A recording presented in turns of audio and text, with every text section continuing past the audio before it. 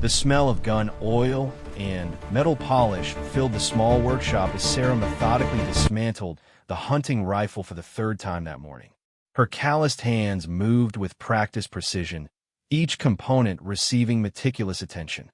To anyone watching, she was just another gun cleaner at the local sporting goods store, earning minimum wage while dreams of something greater seemed as distant as the mountains visible through the grimy window.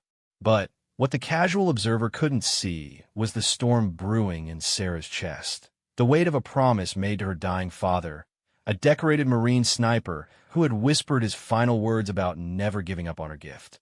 What they couldn't know was that this seemingly ordinary woman possessed an extraordinary talent that had been dormant for too long. In exactly 47 minutes, a black SUV would pull into the parking lot. A man would step out, broad shoulders, confident stride, the unmistakable bearing of someone who had spent years looking through crosshairs at targets that shot back. He would walk through that door and change everything Sarah thought she knew about herself, about limits, and about what happens when raw talent meets impossible odds.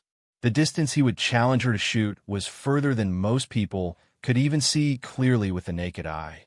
It was a distance that separated the dreamers from the legends, the hobbyists from the warriors. At 3,800 meters, even the slightest miscalculation, a breath held too long, a heartbeat at the wrong moment, a gust of wind unaccounted for, would mean the difference between proving herself and becoming just another story about someone who almost made it. Sarah had no idea that in less than an hour, she would be holding a rifle worth more than her annual salary, standing at a distance that would test every fiber of her being, with a man who had never seen anyone, let alone a gun store cleaner, attempt what he was about to ask of her. This is the story of that moment, and everything that led to it, and everything that came after. Sarah Chun had been cleaning guns for 3 years, 2 months, and 16 days when her life changed forever. She could tell you the exact count, because she had been marking time, waiting for something she couldn't name, working in the back room of Morrison's Sporting Goods while her real talents gathered dust like the vintage rifles on the shop's highest shelves. Every morning at 7 sharp, she unlocked the heavy steel door to the workshop, breathing in the familiar cocktail of solvent, steel, and ambition deferred. The fluorescent lights flickered to life, casting harsh shadows across workbenches scattered with the tools of her trade, cleaning rods, patches, brushes, and bottles of chemicals that could strip years of neglect from metal that had seen better days. The work was methodical, almost meditative. Take apart, inspect, clean, oil, reassemble. Each firearm that crossed her bench told a story through its wear patterns, its scratches, the way certain parts had been lovingly maintained while others showed the telltale signs of neglect. Sarah read these stories like others read books, understanding the relationship between owner and weapon through the language of maintenance and care. But what her customers didn't know, what even her boss Frank Morrison hadn't figured out in 3 years, was that Sarah possessed a gift that made her overqualified for every job in the building. She could shoot, not just shoot well, but shoot with the kind of precision that separated weekend warriors from legends. Her father had discovered this talent when she was 12 years old, during what should have been a routine hunting trip to introduce his daughter to the family tradition. James Chun had been a Marine Corps sniper before Sarah was born, though he rarely spoke of his service. His military precision showed in everything he did, the way he maintained his gear, the respect he showed for every weapon he handled, the patience he displayed when teaching Sarah the fundamentals. Safety first, always. Respect the weapon, and it will serve you well. Never point a gun at anything you don't intend to destroy. These weren't just rules to James. They were sacred principles. That first day at the range, James had expected to spend hours teaching Sarah basic marksmanship. Instead, after just 20 minutes of instruction on proper stance and breathing, Sarah put 5 rounds through the same hole at 100 yards. James thought it was a fluke until she did it again. And again. By the end of the afternoon, Sarah was consistently hitting targets at distances that challenged experienced hunters. The years that followed should have been filled with competition shooting, maybe even a path toward military service or professional marksmanship. Instead, life intervened in the way it often does with medical bills and family obligations and the grinding reality that extraordinary talents don't always translate to ordinary income. James was diagnosed with lung cancer when Sarah was 16. The treatments were expensive, time-consuming, and ultimately unsuccessful. Sarah spent her senior year of high school shuttling between classes and hospital visits, watching her father grow smaller and weaker while the unpaid bills grew larger and more insistent. After James died, Sarah found herself alone with a house she couldn't afford to keep and a future that seemed to narrow by the day. College had been the plan, maybe studying engineering or physics, subjects that fascinated her analytical mind. Instead, she found herself taking whatever work she could find, moving from job to job, always seeming to be treading water rather than swimming toward shore. The job at Morrison's had been meant to be temporary, just something to pay the bills while she figured out her next move. But temporary had a way of becoming permanent when you weren't careful, and Sarah had been very careful about not taking risks that might leave her worse off than she already was. Frank Morrison was a good boss, the kind of man who had built his business on old-fashioned values of honest work and fair dealing. He treated his employees well, offered health insurance that wasn't great but wasn't terrible, and generally left Sarah alone to do her work as long as the customers were satisfied. And they were always satisfied. Sarah's attention to detail was legendary among the local hunting community. She could take a rifle that hadn't been properly maintained in years and restore it to like new condition. More than that, she could diagnose problems that other gunsmiths missed, spot where patterns that indicated improper use or poor maintenance habits. What Frank didn't know was that Sarah often stayed late after closing, using the shop's indoor range to maintain her skills. She told herself it was just to keep her hand in, to honor her father's memory, but the truth was more complicated. Shooting was the only time Sarah felt truly herself, the only activity that required every aspect of her being: physical control, mental discipline, emotional calm. It was the only time a noise in her head went quiet, and the world made perfect sense. She had been practicing that way for months when Marcus Rivera first walked into Morrison's Sporting Goods. Sarah was in the workshop, elbow deep in cleaning a vintage Winchester that had been brought in by an elderly customer who claimed it had belonged to his grandfather. The rifle was beautiful beneath its layer of neglect, and Sarah was taking extra care to preserve the original finish while removing decades of accumulated grime. She heard the bell above the front door chime, followed by Frank's hearty greeting and the sound of boots on the worn wooden floor. Sarah didn't look up immediately. Customers came and went all day, and her job was in the back, away from the sales floor. But something about the footsteps caught her attention. They had a rhythm to them, a deliberate cadence that spoke of military training or law enforcement background. When she finally glanced through the doorway that separated the workshop from the main store, Sarah saw a man examining the rifle display with the kind of attention that went beyond casual interest. He was tall, maybe 6'2", with the lean build of someone who stayed in excellent physical condition without being bulky. His hair was short, but not military short, dark with just enough gray at the temples to suggest he was probably in his early 40s. But it was the way he moved that caught Sarah's attention. Economical, purposeful, like someone who had spent years in situations where wasted motion could mean the difference between coming home and not coming home. Frank was giving the man his standard sales pitch, pointing out features and discussing specifications, but the customer's questions revealed a level of knowledge that went far beyond what Frank was used to encountering. This wasn't someone looking for a deer rifle or a duck gun. This was someone who understood weapons systems the way Sarah understood the inner workings of the firearm she maintained. Sarah found herself listening to their conversation while she worked, trying to piece together who this man was and what he was really looking for. He asked about barrel harmonics and bore consistency, about trigger mechanisms and stock bedding. These weren't the questions of a casual shooter or even an experienced hunter. These were the questions of someone who had needed to make impossible shots under impossible circumstances. When Frank mentioned that they had a gunsmith on staff who could handle custom work, the man asked to speak with whoever did their precision rifle maintenance. Sarah felt her heart rate increase as Frank called her name, asking her to come out front to meet a potential customer. She wiped her hands on the shop rag tucked in her belt and walked out to the sales floor, immediately noticing how the man's posture straightened slightly when he saw her. There was a moment of surprise in his eyes, quickly concealed, but not quickly enough. Sarah was used to that reaction. Most people expected gunsmiths to be grizzled old men with decades of experience written in the lines around their eyes. They didn't expect a 25-year-old woman who looked like she might be more comfortable behind a computer than behind a rifle. "This is Sarah," Frank said with obvious pride. "Best gunsmith we've ever had. She can take a rifle that's been rode hard and put away wet and make it shoot like it just came from the factory. Maybe better."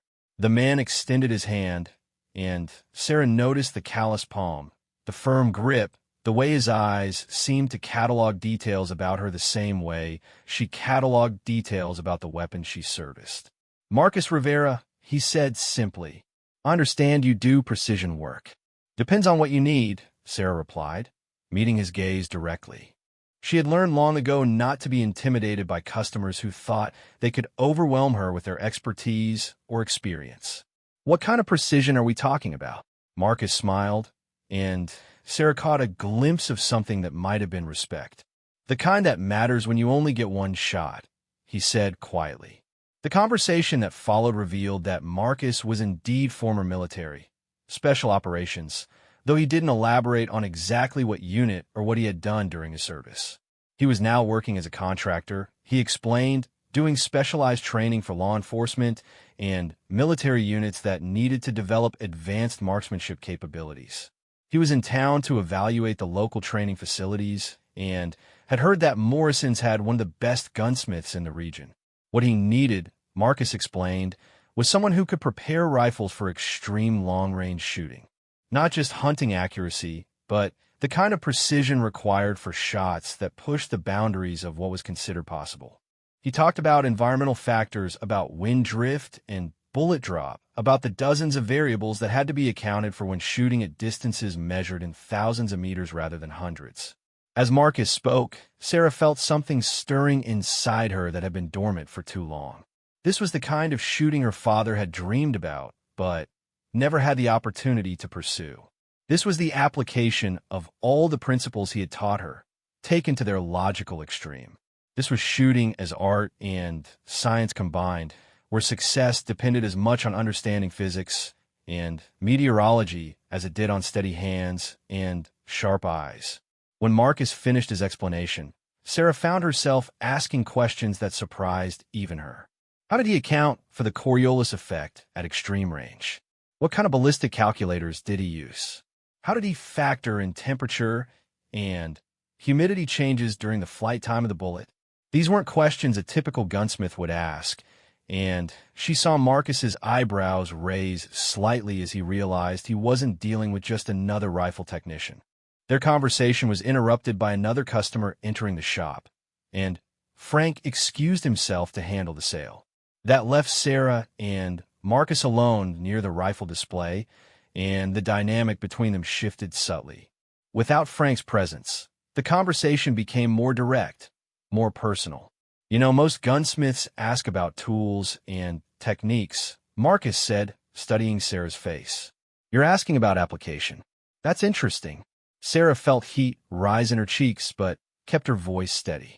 "I've always been interested in the theoretical side of marksmanship," she said, "understanding the science behind it." "Theoretical," Marcus repeated, and something in his tone suggested he wasn't entirely convinced. "Have you ever put any of that theory into practice?" The question hung in the air between them, loaded with implications Sarah wasn't sure she was ready to explore. She could deflect, change the subject, keep her capabilities hidden the way she had for years. Or she could take a risk, step out of the safe cocoon she had built around herself, and see what happened when theory met opportunity. She said finally, enough to know the difference between understanding something and doing it. Marcus nodded slowly, and Sarah had the distinct impression she was being evaluated in a way that went far beyond her technical knowledge of firearms. It was the kind of assessment she imagined happened in military recruitment, where someone tried to look past the surface to see what kind of person lay beneath. "I'll be in town for a few days," Marcus said eventually, setting up some training exercises, testing the local facilities. "If you're interested in seeing how theory translates to practice at distance, you're welcome to observe."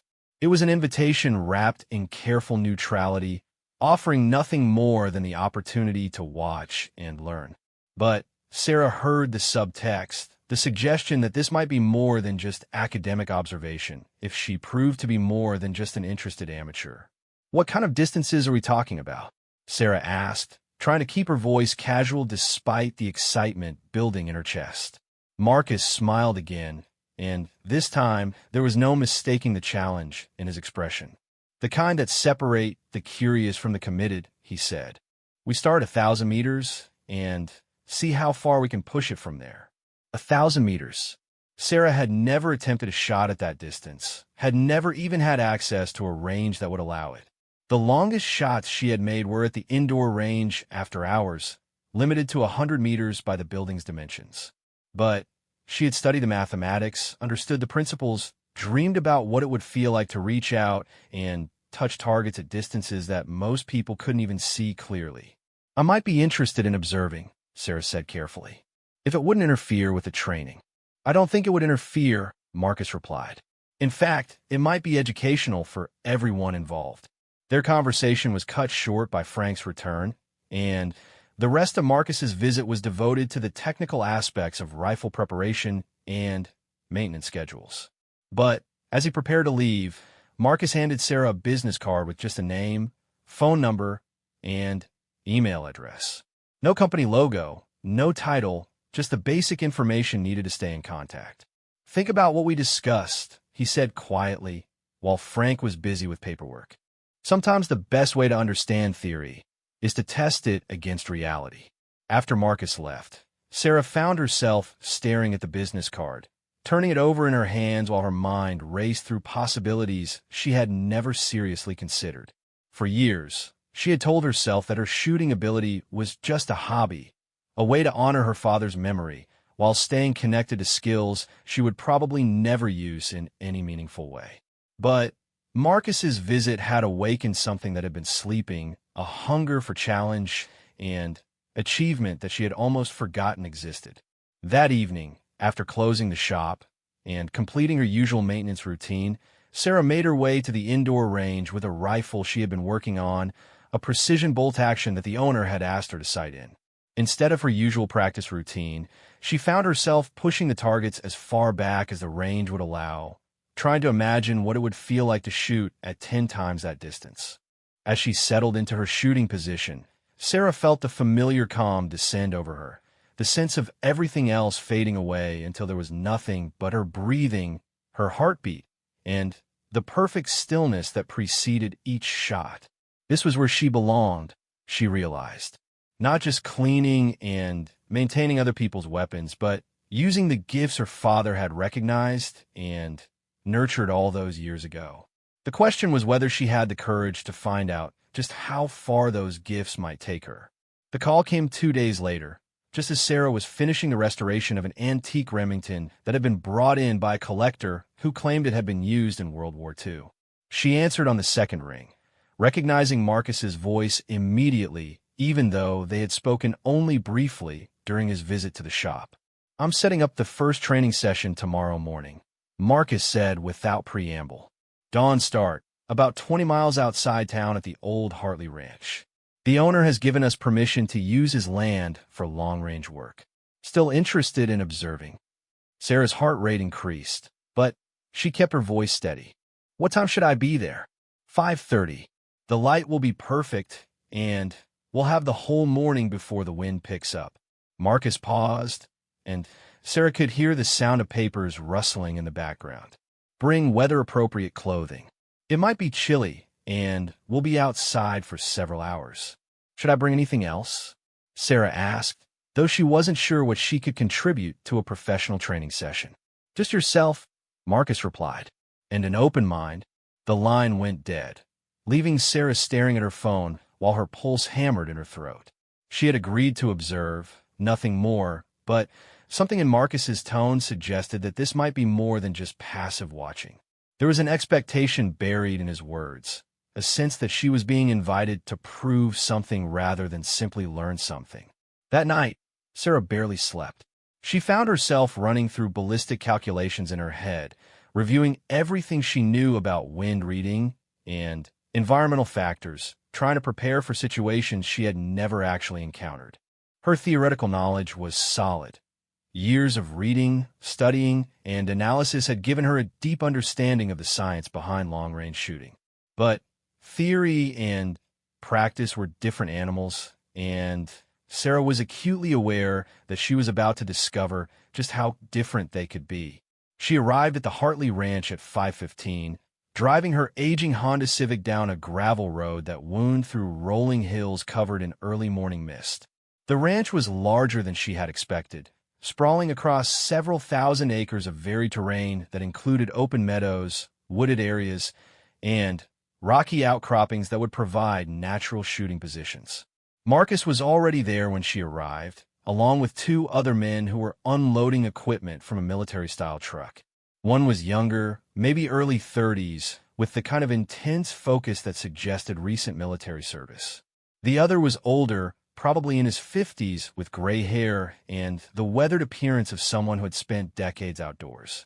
All three men moved with the efficiency of people who had done this many times before, setting up equipment with minimal discussion and maximum precision. "Sarah," Marcus called out as she approached. "Glad you can make it. Let me introduce you to the team." The younger man was Tommy Patterson, Marcus explained, a former Army Ranger who now worked as a civilian contractor providing marksmanship training to law enforcement agencies. The older man was Bill Crawford, a retired Marine sniper instructor who had been teaching long-range shooting for more than 20 years. Both men acknowledged Sarah with polite nods, though she caught a glance between Tommy and Bill that suggested they weren't entirely sure why a civilian was being included in what was clearly a professional training session. The equipment they had brought was impressive in both quantity and quality. Multiple rifles in different configurations, each designed for specific types of long-range work. Spotting scopes on heavy tripods, ballistic computers that looked more sophisticated than anything Sarah had ever seen, ammunition sorted by lot number, and carefully logged for consistency. This wasn't the kind of setup you'd find at a typical shooting range. This was precision equipment designed for precision work. The ranch gives us shooting opportunities from 500 meters out to about 4,000, Marcus explained as they walked across the dewy grass toward a natural ridge that overlooked a broad valley. "We'll start with some basic distance work and build up from there depending on conditions and performance." Sarah nodded, trying to process the scale of what she was hearing. 4,000 meters was more than 2 miles, a distance that seemed almost impossible for accurate shooting.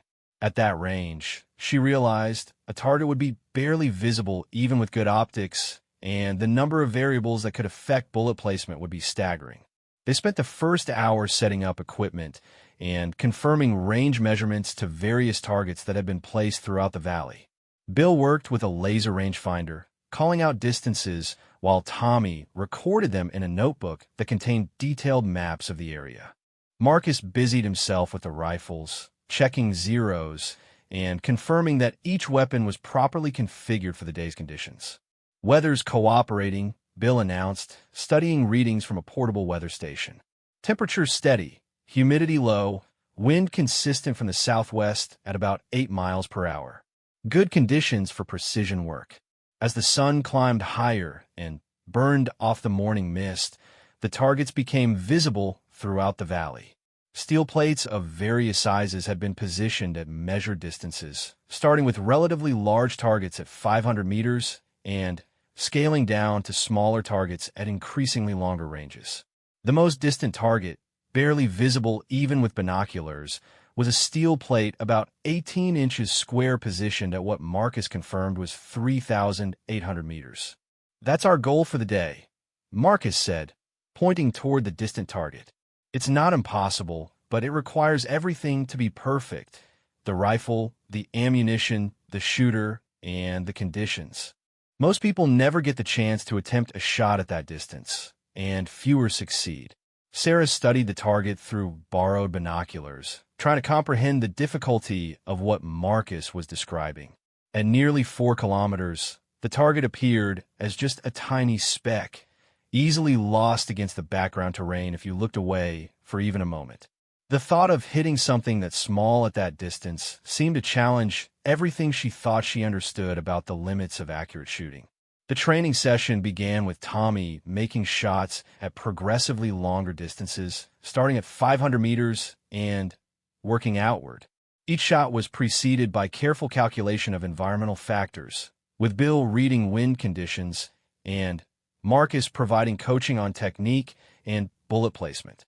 Sarah watched in fascination as theory became practice, seeing how the shooters adjusted for factors she had only read about in books and articles. At 800 meters, Tommy's first shot missed the target entirely, the bullet striking the dirt several feet low and to the right. Instead of immediate correction, the team spent several minutes analyzing what had gone wrong, discussing wind speed changes, temperature variations, and sight picture consistency. The second shot struck the target dead center, accompanied by the distant ping of bullet meeting steel that arrived several seconds after the visual confirmation of the hit. Shooting at distance is as much about patience as precision, Marcus explained to Sarah as they prepared for the 1,000-meter shots. You have to be willing to take the time to get everything right, because small errors at close range become large misses at long range. Sarah nodded, absorbing every detail of the process. She watched how the shooters established consistent shooting positions, how they managed their breathing and trigger control, how they read environmental conditions, and adjusted their point of aim accordingly.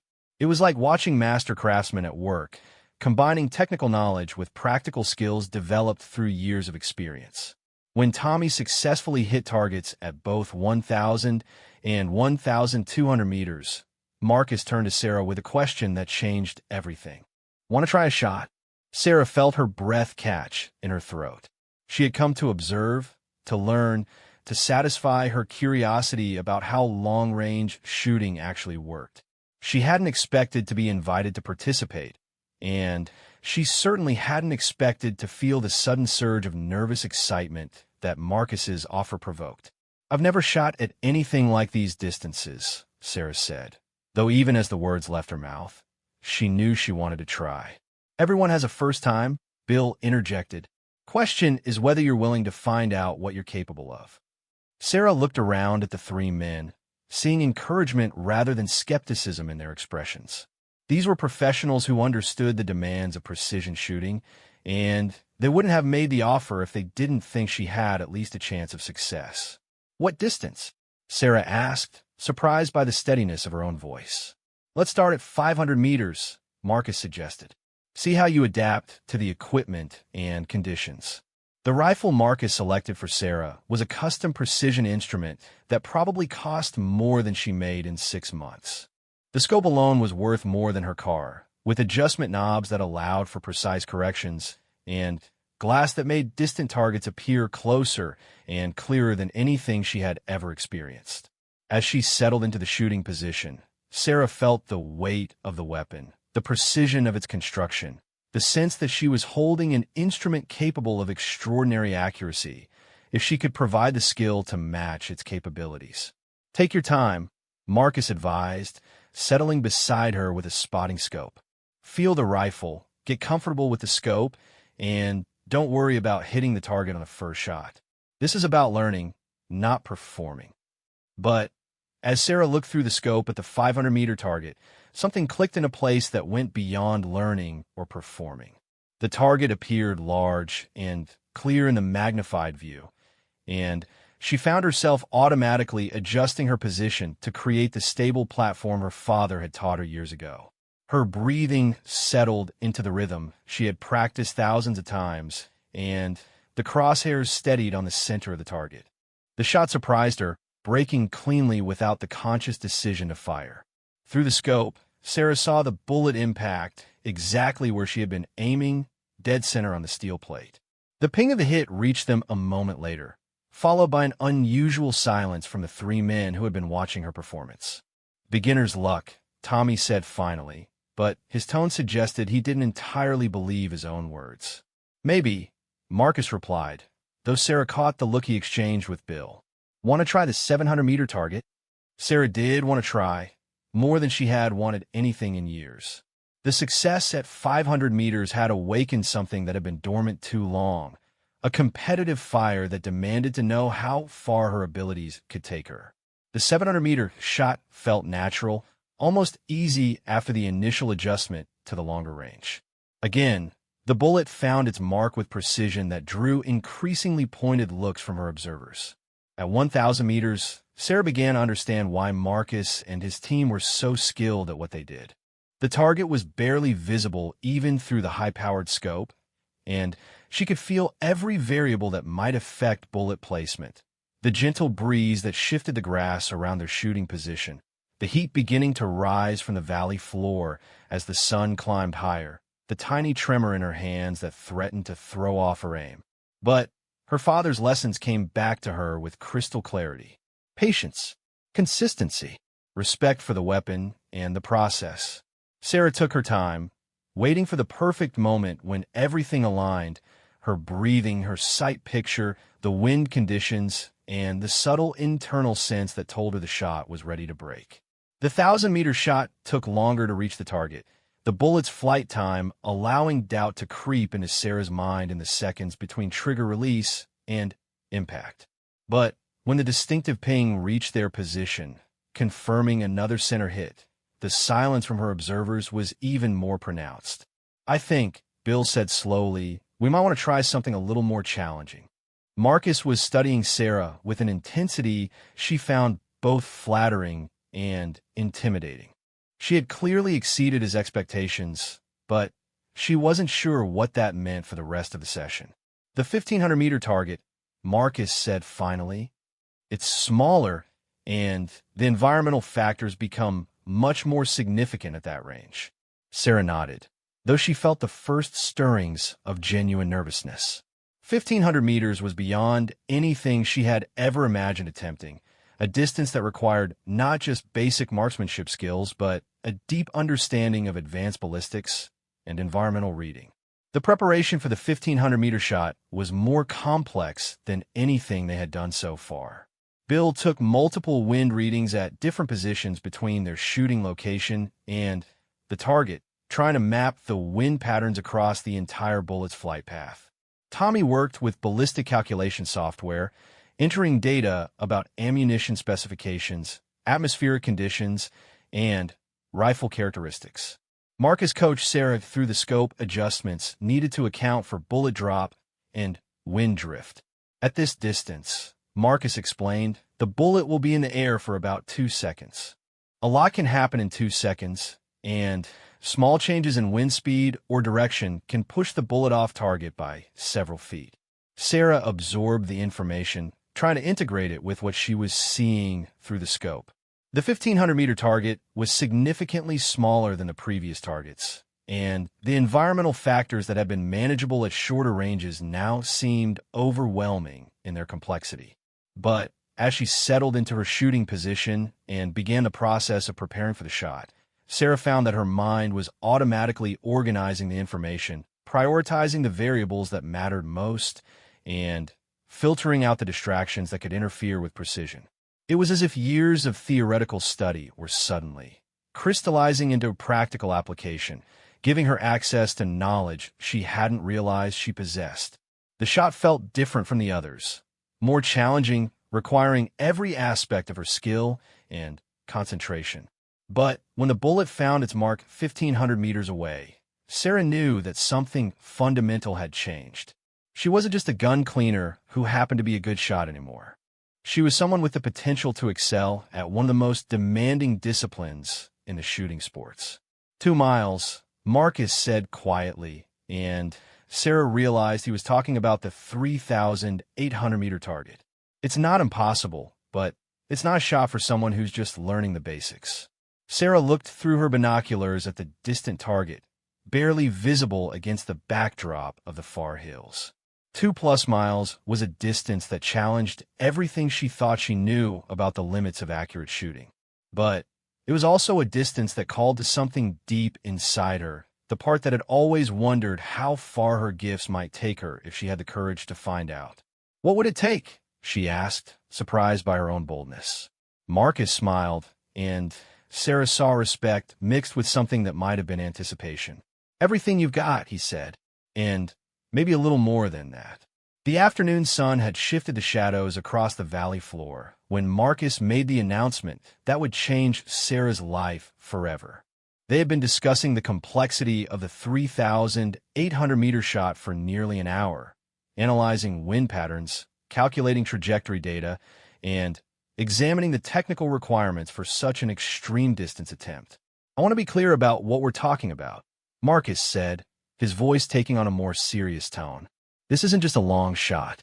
This is shooting at the edge of what's physically possible with conventional equipment. The margin for error is essentially zero, and success depends on factors that most shooters never have to consider." Sarah listened intently as Marcus laid out the challenges they would face. At 3,800 meters, the bullet would be in the air for nearly 6 seconds, during which time wind conditions could change dramatically. The Coriolis effect, the influence of the Earth's rotation on the bullet's path, would deflect the projectile by several inches. Temperature variations between their shooting position and the target could affect bullet velocity and trajectory in ways that required precise calculation and compensation. "The rifle we're using is capable of that level of accuracy," Bill added, running his hand along the precision instrument they had been working with. "The ammunition is match grade, consistent to within tolerances that most people can't even measure. The optics are the best money can buy. But none of that matters if the shooter doesn't have the skills to put it all together." Tommy nodded in agreement. "I've seen world-class competitors miss targets at half that distance. Not because they weren't good shooters, but because shooting at extreme range requires a level of precision and consistency that goes beyond normal marksmanship skills." Sarah felt the weight of their words, understanding that they were describing a challenge that separated the exceptional from the merely competent. But rather than discouraging her, their explanation only intensified her desire to attempt the shot. This was what she had been training for without knowing it, the ultimate test of everything her father had taught her and everything she had learned on her own. "What exactly would I need to do differently?" Sarah asked, studying the distant target through high-powered binoculars. Marcus exchanged glances with his teammates before responding. "Everything becomes more critical. Your shooting position has to be absolutely perfect and completely stable for the entire duration of the shot process. Your breathing control becomes crucial. You can't afford any movement or tension that might affect your point of aim. Trigger control has to be flawless, with a release that's so smooth it doesn't disturb your sight alignment even slightly. Beyond the physical aspects," Bill continued, "you have to develop an almost intuitive understanding of wind patterns and environmental conditions. You can't just read the wind at your position. You have to understand what it's doing throughout the entire bullet path and adjust for changes that might occur during the bullet's flight time." The technical requirements were daunting, but Sarah found herself breaking down the challenge into manageable components the way she approached complex mechanical problems in the gun shop. Each element, position, breathing, trigger control, environmental reading, was something she could work on individually and then integrate into the overall shooting process. "How long would it take to prepare for a shot like that?" Sarah asked. "For most people, months or years of dedicated training," Tommy replied. "But you're not most people. What you've shown today suggests you have natural abilities that are pretty rare. The question is whether you can adapt those abilities to the specific demands of extreme long-range shooting." Marcus stood and walked to the edge of their shooting position, looking out across the valley toward the distant target. When he turned back to face Sarah, his expression was serious but not discouraging. "I'm going to make you an offer," he said. "I'll be in the area for another week, working with local law enforcement units on advanced marksmanship training. If you're interested, you can join the training program." Learn the techniques, practice the skills, and see how far you can push your abilities. Sarah felt her heart rate increase, recognizing that this was one of those moments when life offered an opportunity that might never come again. But she also understood that accepting Marcus's offer would mean stepping away from the safety and predictability of her current life into something uncertain and challenging. What would that involve? She asked, trying to keep the excitement out of her voice. Daily training sessions, starting before dawn and continuing until we lose the light. Technical instruction on ballistics, environmental reading, and equipment operation. Physical conditioning to develop the stamina and muscle control needed for extended shooting sessions. Mental preparation to handle the pressure and concentration required for precision shooting. It sounded like a complete immersion in everything Sarah had ever wanted to learn but never had the opportunity to pursue. But she was also acutely aware of her responsibilities at the gun shop, her need to maintain steady employment, and the practical reality that she couldn't afford to take a week off work for what amounted to an expensive hobby. "I have a job," Sarah said reluctantly. "I can't just disappear for a week without consequences." Marcus nodded, clearly having anticipated this objection. "Frank Morrison seems like a reasonable employer. What if I hired the shop to provide gunsmithing services for the training program? Custom rifle preparation, equipment maintenance, that sort of thing. It would be legitimate work that would justify your presence at the training sessions." Sarah stared at Marcus, realizing that he had thought this through more carefully than she had initially understood. This wasn't a casual invitation born of momentary enthusiasm. It was a deliberate offer based on his assessment of her potential. "Why?" she asked bluntly. "You don't know me. You've seen me shoot exactly 4 times, and there are probably dozens of qualified people who would love to participate in advanced training like this." Marcus smiled, and Sarah caught a glimpse of something that might have been respect mixed with recognition. "Because in 20 years of teaching precision shooting, I've seen maybe half a dozen people who demonstrated natural abilities like what you showed today. Most of them were already in military or law enforcement careers where their skills could be developed and utilized. You're the first person I've encountered who has that level of potential, but hasn't had the opportunity to explore it." The compliment was flattering, but Sarah sensed there was more to Marcus's motivation than simple recognition of talent. "And?" she prompted. "And because I'm curious to see how far natural ability can go when it's properly supported and challenged. Most of the shooters I train have years of experience, but limited natural gifts. You seem to have exceptional natural gifts, but limited experience. It's an interesting combination."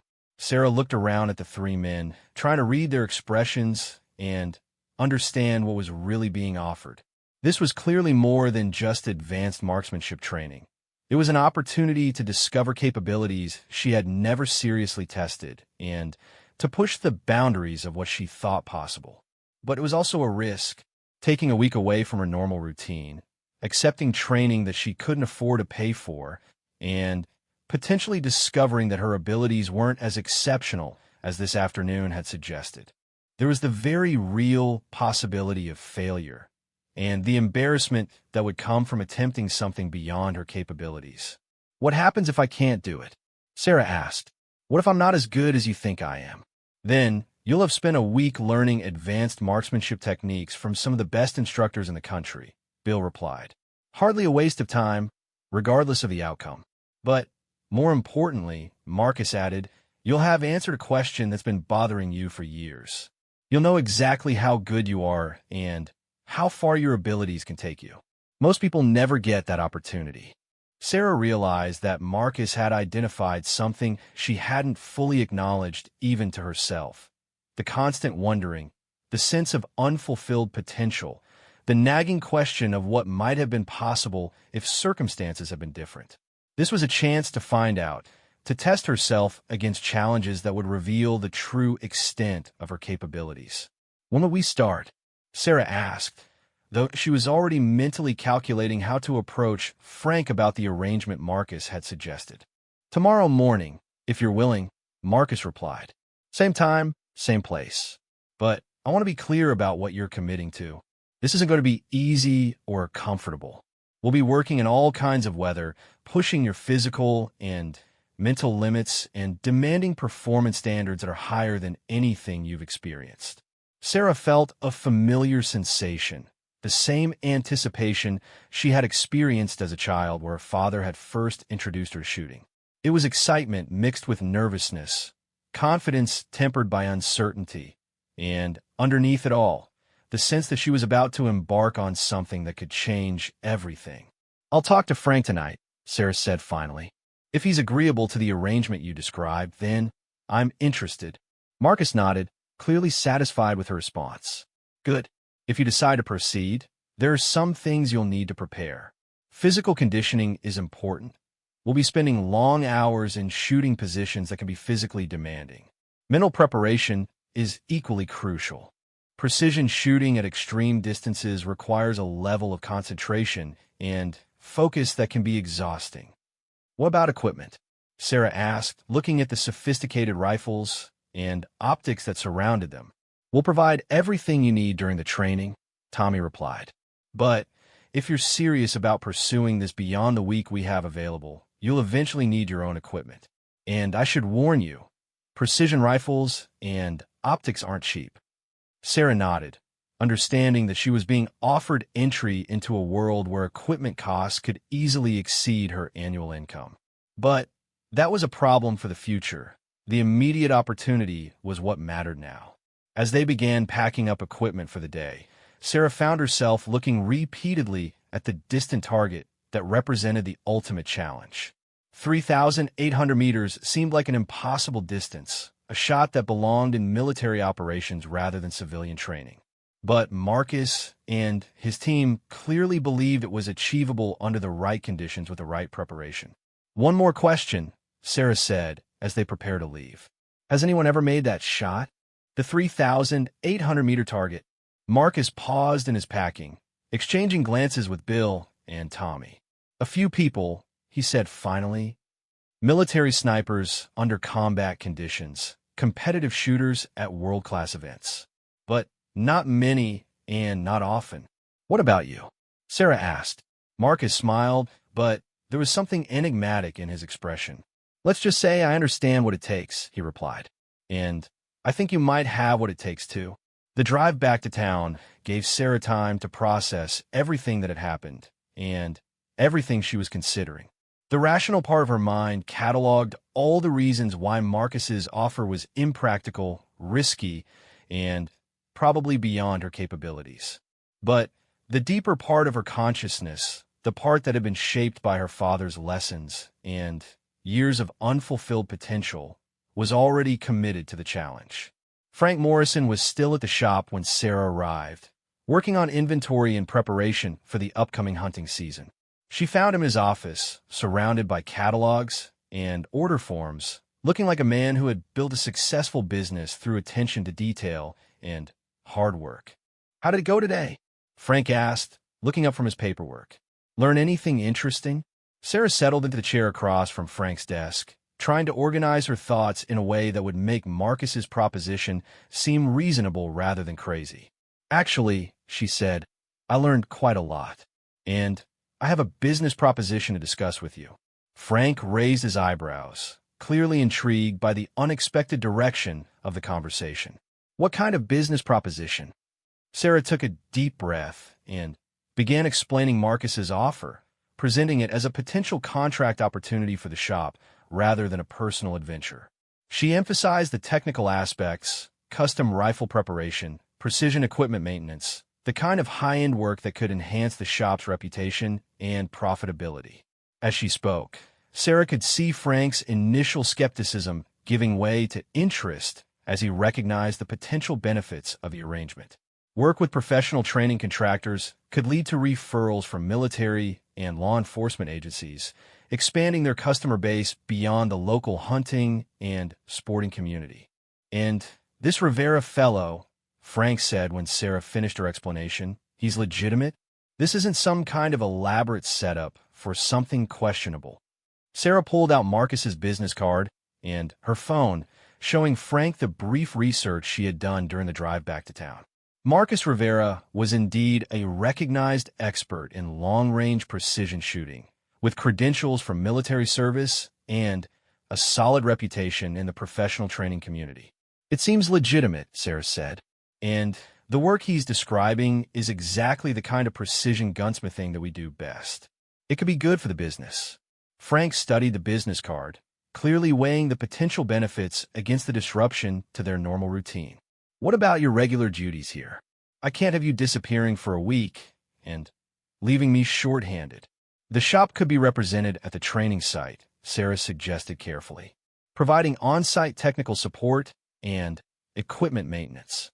It would be marketing as much as anything else, showing potential clients that we can handle their most demanding requirements. It was a delicate balancing act, presenting her personal interest in the training as a business opportunity while being honest about the time commitment involved. But Frank seemed to be warming to the idea, especially as Sarah emphasized the potential for developing relationships with professional clients who might have ongoing equipment needs. Let me think about it overnight, Frank said finally. Call this Rivera fellow tomorrow morning and tell him I want to discuss the technical requirements and compensation before we commit to anything. Sarah felt a surge of relief mixed with anticipation. Frank hadn't said yes, but he hadn't said no either, and his businessman's interest in the potential opportunity suggested that he might be willing to support the arrangement. That evening, Sarah found herself unable to concentrate on anything other than the possibilities that Marcus's offer represented. She spent hours researching long-range shooting techniques, studying ballistic calculators, and reading about the technical challenges involved in extreme distance marksmanship. But beneath the technical research was a deeper current of excitement and anticipation that had nothing to do with intellectual curiosity. This was about testing herself against the ultimate challenge, finding out whether the gifts her father had recognized all those years ago were truly exceptional or just the wishful thinking of a man who loved his daughter. As Sarah finally drifted off to sleep, her last conscious thought was of that distant target, barely visible against the far hills, waiting for someone with the skill and courage to attempt the impossible shot. Frank's conversation with Marcus the next morning lasted 47 minutes. Sarah knew because she spent every one of those minutes listening to Frank's side of the discussion, trying to gauge from his tone and questions whether the arrangement would be approved. When Frank finally hung up the phone and turned to face her with a slight smile, Sarah felt a relief so profound it was almost dizzying. "Well," Frank said, settling back in his desk chair, "it seems Mr. Rivera is serious about his offer. The compensation he's proposing for technical support services would more than cover your time away from regular duties. And he's willing to provide written testimonials for our marketing materials if we deliver the quality of work he expects." Sarah tried to contain her excitement as Frank outlined the terms they had negotiated. Morrison Sporting Goods would provide on-site gunsmithing services for the week-long training program, with Sarah serving as the primary technical representative. The work would include custom rifle preparation, precision optics mounting, equipment maintenance, and whatever specialized services the training program required. "I told them we pride ourselves on precision work," Frank continued, "so I expect you to represent the shop well. This could lead to significant business opportunities if we make a good impression."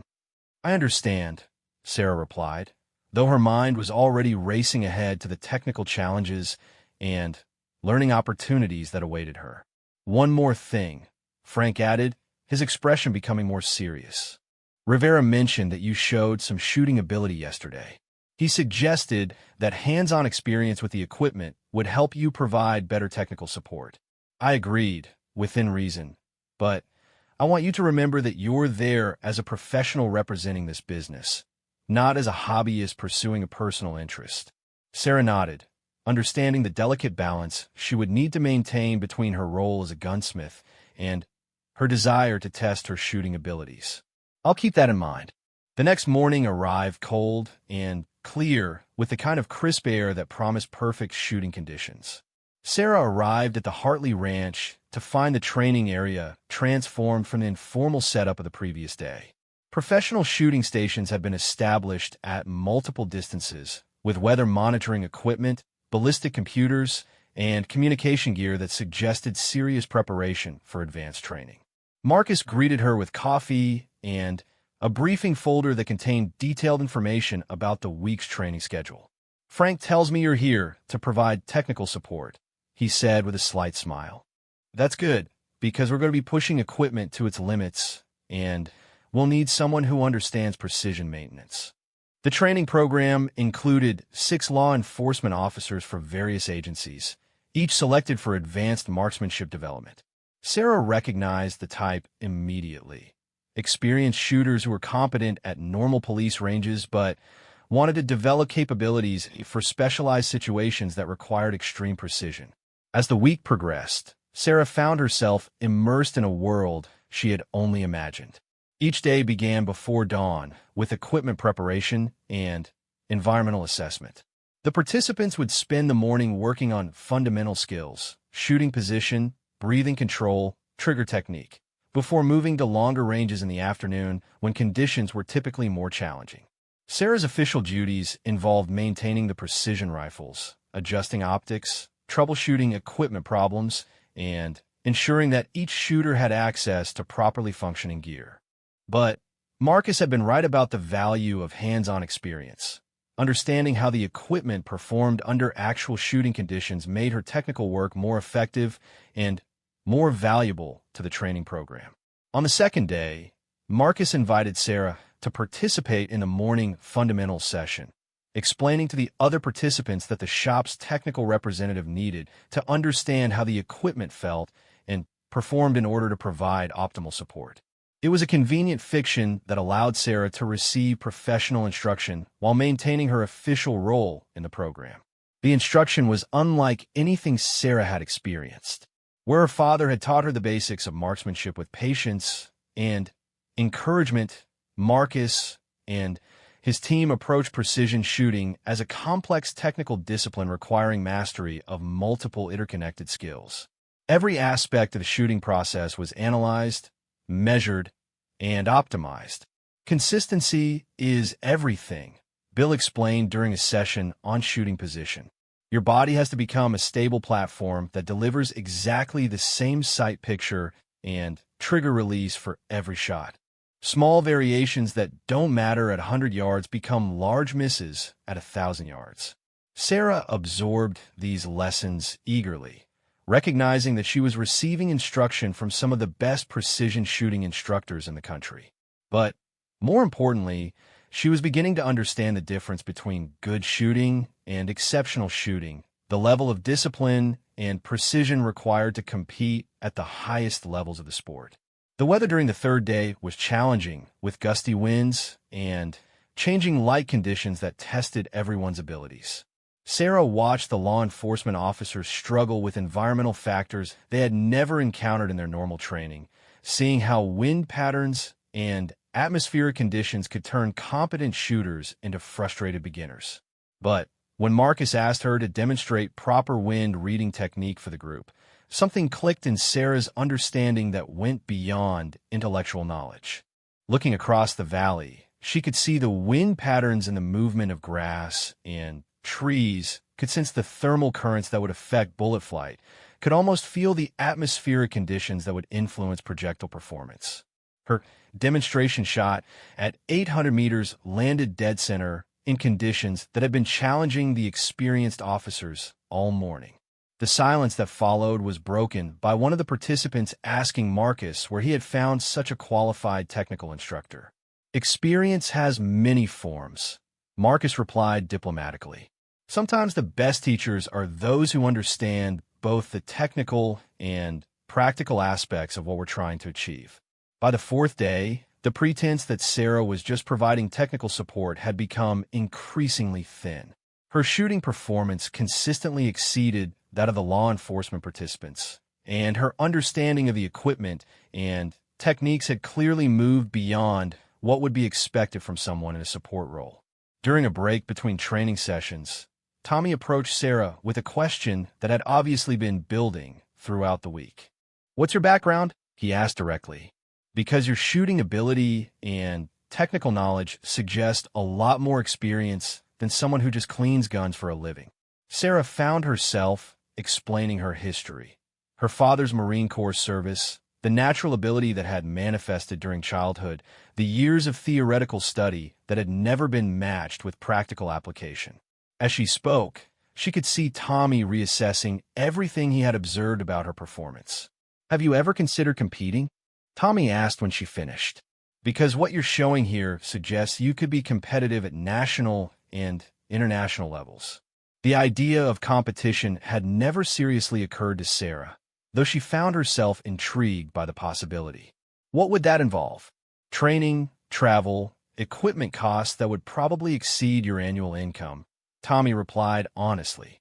But also the opportunity to test yourself against the best shooters in the world, to see how far your abilities can really take you. Their conversation was interrupted by Marcus calling the group together for the afternoon session, but Sarah found herself thinking about Tommy's suggestion throughout the rest of the day. Competition shooting would represent a completely different life from the one she had been living, requiring commitments and risks that she had never seriously considered. The fifth day brought perfect shooting conditions, clear skies, minimal wind, stable atmospheric pressure, and Marcus announced that they would be attempting some extreme distance shots for those who felt ready for the challenge. The target at 3,800 meters would be available for anyone who wanted to test their limits. Sarah watched as 3 of the law enforcement officers attempted the shot, with varying degrees of success. One missed entirely, his bullet striking somewhere in the general vicinity of the target, but without any clear indication of where. The second shooter managed to get on target, but well outside the scoring area, achieving a hit that was technically successful, but tactically meaningless.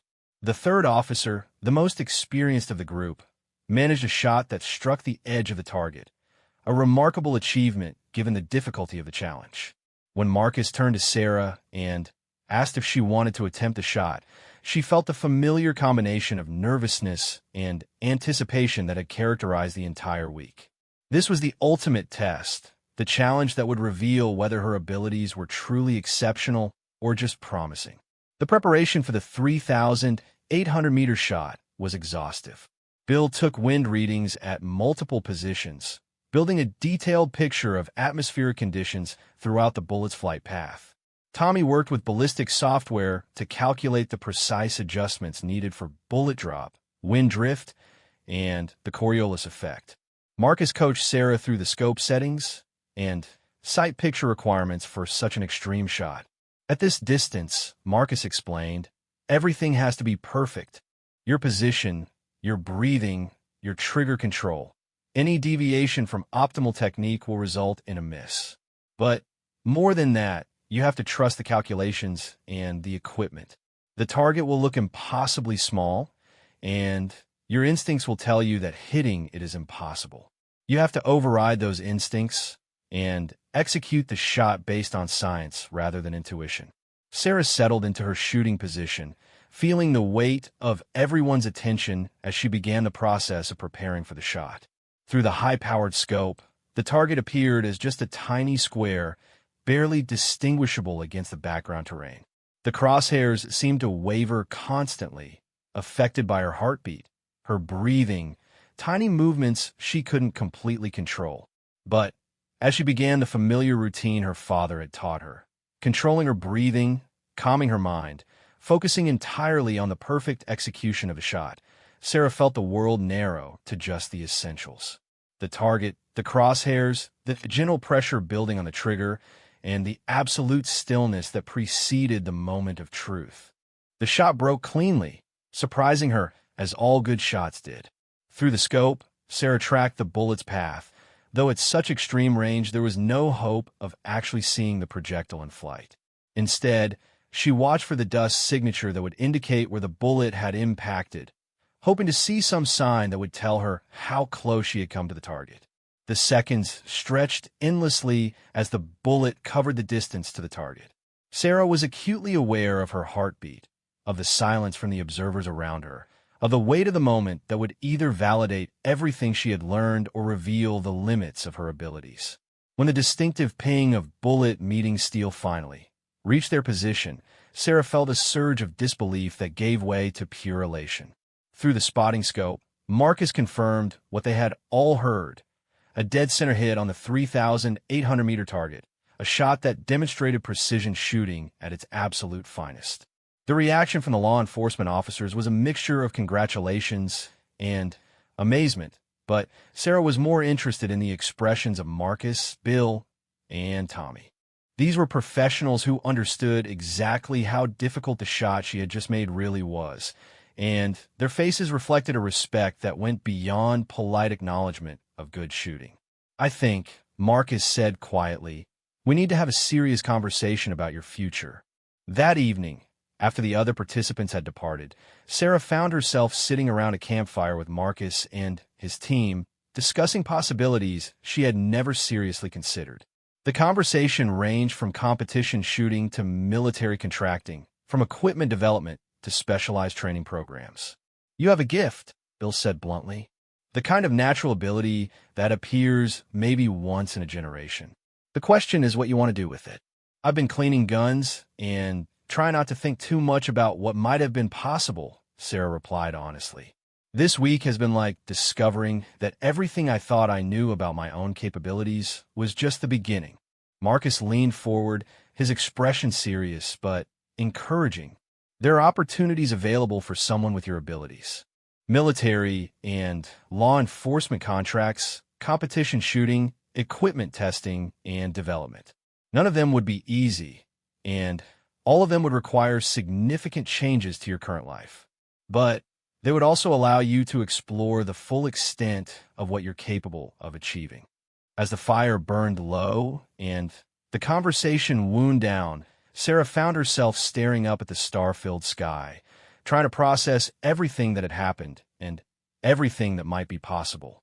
A week ago, she had been a gun cleaner with secret dreams and unfulfilled potential. Now, she was someone who had demonstrated abilities that opened doors to possibilities she had never imagined. The question was whether she had the courage to walk through those doors and discover what lay on the other side. The phone call came 3 weeks after the training program ended, just as Sarah was beginning to settle back into the routine of her regular work at Morrison Sporting Goods. She had spent those weeks processing everything she had learned and experienced, trying to reconcile the extraordinary possibilities that Marcus and his team had presented with the practical realities of her current life. "Sarah," Marcus's voice was crisp and businesslike over the phone. "I have something I think you'll find interesting. Can you meet me this afternoon? Same place as before." Sarah felt her pulse quicken, recognizing the tone that suggested something significant was about to happen. "What kind of something?" "The kind that could change your life if you're interested in letting it," Marcus replied. "But I'd rather discuss it in person." The drive to the Hartley Ranch gave Sarah time to speculate about what Marcus might have in mind. Over the past 3 weeks, she had received several follow-up contacts from people connected to the training program. A competitive shooting coach who had heard about her performance, a military contractor interested in her technical skills, even a firearms manufacturer that wanted to discuss equipment testing opportunities. Each contact had represented a potential path away from her current life towards something that would allow her to explore her abilities more fully. But they had also represented uncertainty, risk, and the abandonment of the security she had worked so hard to achieve after her father's death. Marcus was waiting at the ranch with equipment Sarah didn't recognize: cases of specialized gear, communication devices, and what appeared to be documentation for some kind of official assignment. His demeanor was more serious than she had seen during the training program, with an intensity that suggested this meeting was about more than just social catching up. "I've been contacted by a federal agency," Marcus said without preamble once Sarah had joined him near the equipment cases. "They have a situation that requires someone with very specific skills, precision shooting abilities combined with technical expertise, and the ability to work under unusual circumstances." Sarah felt a mixture of excitement and apprehension as Marcus outlined what he had been told. A domestic terrorism investigation had identified individuals who were believed to be planning an attack involving explosive devices at a major public event. The suspects had established themselves in a remote location that was difficult to approach using conventional law enforcement techniques. The geography makes it impossible to get close enough for normal tactical operations, Marcus explained. The suspects are positioned in terrain that provides them with clear sight lines in all directions, and any conventional approach will be detected long before officers could get within effective range. Sarah began to understand where the conversation was heading, and the implications made her stomach tighten with nervous anticipation. They need someone who can operate at extreme range. They need someone who can make a precision shot at a distance that exceeds the capabilities of most military and law enforcement snipers, Marcus confirmed. We're talking about a situation where the margin for error is zero, where failure could result in significant loss of life, and where success depends on skills that very few people possess. The weight of what Marcus was describing settled over Sarah like a heavy blanket. This wasn't about competition shooting or equipment testing or any of the other opportunities that have been discussed. This was about using her abilities in a situation where lives depended on her performance, where the stakes were as high as they could possibly be. Why me? Sarah asked, though she suspected she already knew the answer. There have to be military snipers with more experience, more training, official credentials that would make them more appropriate for this kind of work. Marcus nodded, acknowledging the validity of her question. There are military snipers with more experience, he agreed. But none of them have demonstrated the combination of natural ability, technical knowledge, and precision shooting skills that you showed during our training program. The shot they're asking for is at the very edge of what's possible, and it requires someone who can perform beyond normal expectations.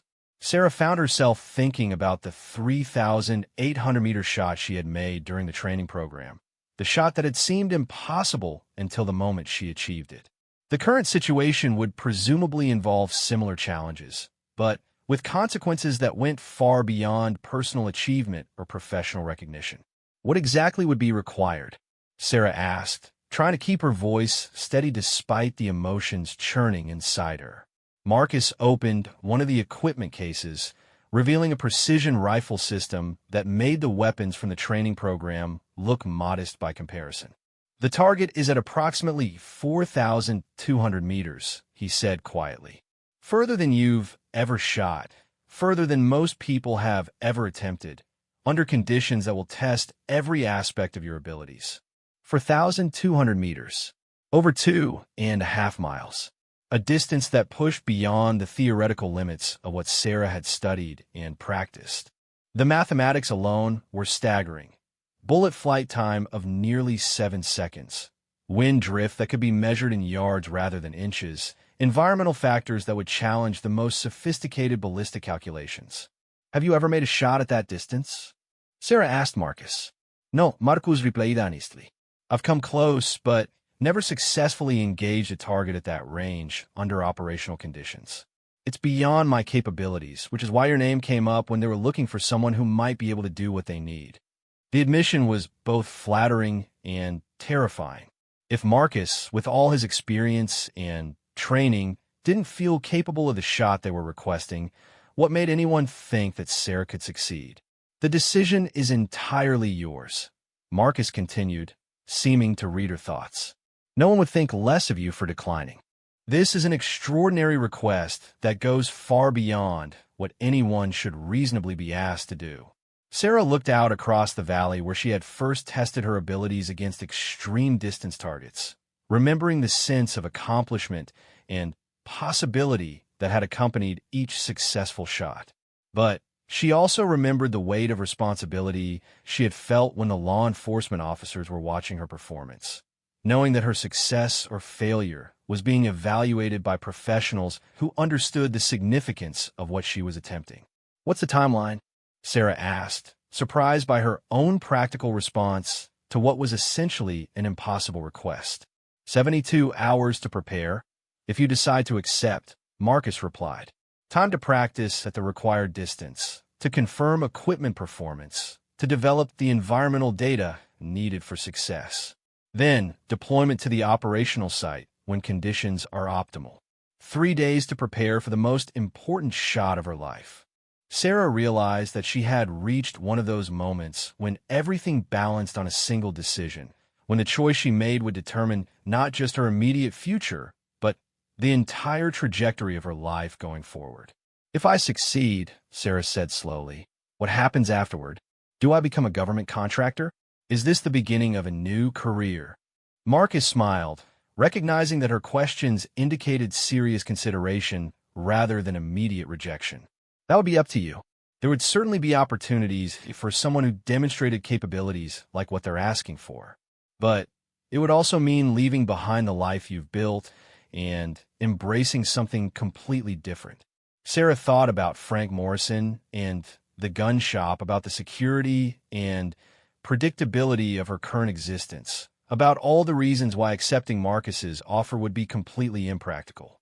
But she also thought about her father's lessons, about the promise she had made to never give up on her gifts, about the sense of purpose and achievement she had felt during the training program. I need to think about it, Sarah said finally. And I need to talk to Frank about what this would mean for my job. Of course, Marcus replied. But don't take too long. The window for optimal conditions is limited, and preparation time is already shorter than anyone would prefer. The drive back to town gave Sarah time to consider the magnitude of what she was being asked to do. This wasn't about personal achievement or professional development anymore. This was about using her abilities to potentially save lives, to contribute to something larger and more important than her individual circumstances. But it was also about risk. The risk of failure with consequences that would extend far beyond personal disappointment. The risk of stepping into a world where the stakes were always life and death. The risk of discovering that her abilities weren't sufficient for the demands that would be placed on them. Frank's reaction to Sarah's explanation was exactly what she had expected. A mixture of concern for her safety and recognition of the opportunity she was being offered. As a businessman, Frank understood the potential benefits of having his shop associated with high-level government operations. As someone who had come to care about Sarah during her years of employment, he was worried about the dangers she might be facing. This isn't the kind of decision you make lightly, Frank said after Sarah had outlined the situation as clearly as she could without violating any confidentiality requirements. Once you step into that world, there's probably no going back to being just a gun shop technician. Sarah nodded, understanding that Frank was articulating the same concern she had been wrestling with. But maybe going back isn't what I should be trying to do. Maybe this is what I'm supposed to be moving toward. Their conversation was interrupted by the arrival of a customer, but Frank's parting words stayed with Sarah as she mechanically went through the motions of her regular work. Whatever you decide, he had said, make sure it's for the right reasons. Don't do something this dangerous just to prove a point to yourself or anyone else. That evening, Sarah found herself at her father's grave for the first time in months. The headstone was simple, bearing only his name, dates of service, and the Marine Corps emblem that had defined so much of his identity. As she sat in the gathering darkness, Sarah tried to imagine what advice her father would have given about the choice she was facing. James Chun had been a man who believed in duty, in using one's abilities in service of something larger than personal interest. He had also been a man who understood the weight of life and death decisions, who knew that some shots couldn't be missed because the consequences of failure were too significant to contemplate. But he had also been a father who had wanted his daughter to be safe, to build a life that brought her happiness and fulfillment without unnecessary risk or danger. Sarah could almost hear his voice warning her about the seductive appeal of extreme challenges, about the difference between testing oneself and putting oneself in harm's way. As she sat by his grave, Sarah realized that the decision she was facing wasn't really about shooting ability or technical skills or professional opportunities. It was about who she wanted to be and what kind of life she wanted to live. She could continue in her current role, safe and secure, but always wondering what might have been possible. Or she could accept Marcus's offer and discover exactly how far her abilities could take her, regardless of the risks involved. The next morning, Sarah called Marcus before she could change her mind. "I'll do it," she said simply when he answered the phone. "Are you sure?" Marcus asked, though she could hear satisfaction in his voice. Once we start the preparation process, there's no backing out. Too many people will be depending on success. I'm sure, Sarah replied, surprised by the steadiness of her own voice. When do we start? Now, Marcus said. Pack everything you'll need for a week away from home. Bring weather gear for all conditions, and prepare yourself for the most challenging few days of your life. As Sarah began gathering her belongings, she felt the familiar mixture of excitement and apprehension that had characterized every significant decision in her life. But underneath those emotions was something else, a sense of rightness, of finally moving toward the purpose her father had recognized in her all those years ago. She was about to discover whether the girl who could put 5 rounds through the same hole at 100 yards had grown into a woman who could make an impossible shot when everything depended on it. In 72 hours, she would know whether her gifts were sufficient for the ultimate test of precision shooting, or whether some challenges were simply beyond human capability. But for the first time in years, Sarah wasn't afraid of finding out. Whatever the outcome, she would finally know exactly who she was and what she was capable of achieving. And that knowledge, whether it brought success or failure, would be worth everything she was risking to obtain it. The phone rang as she finished packing, and Marcus's voice carried the urgency of someone who understood that time was running out. "Ready?" he asked simply. Sarah shouldered her bag and took one last look around the apartment that had been her sanctuary for so many years. Tomorrow, she would be someone different, either someone who had achieved the impossible or someone who had learned the true limits of human capability. "Ready," she said, and meant it completely.